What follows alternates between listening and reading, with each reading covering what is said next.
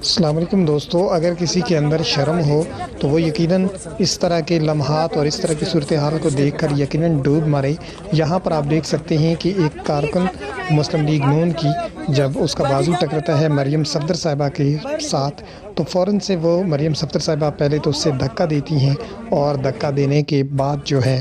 وہ سیکیورٹی اہلکاروں سے کہتی ہیں کہ ان کو یہاں سے باہر نکالو۔ تو اتنی سی حیثیت ہے ان کی نظر میں، ان کے کارکنوں کی، اور یہ گھمنڈ جو ہے وہ نہ جانے کس چیز کا ہے۔ یہ وہ لوگ ہیں کہ جن کے والدین نے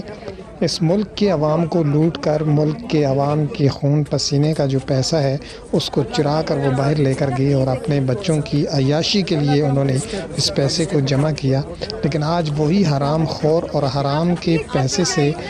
پیدا ہونے والا یہ جو خون ہے ان کی رگوں کے اندر گردش کر رہا ہے، اور یہ اپنے ہی کارکنوں کے ساتھ اس طرح کا رویہ، اس طرح کا برتاؤ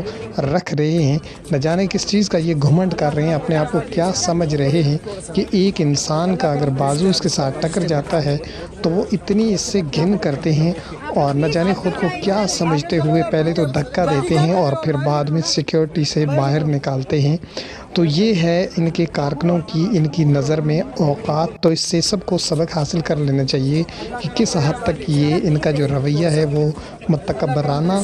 اور انتہائی جو ہے گھٹیا قسم کا ہے۔ اس سے آپ بخوبی اندازہ لگا سکتے ہیں۔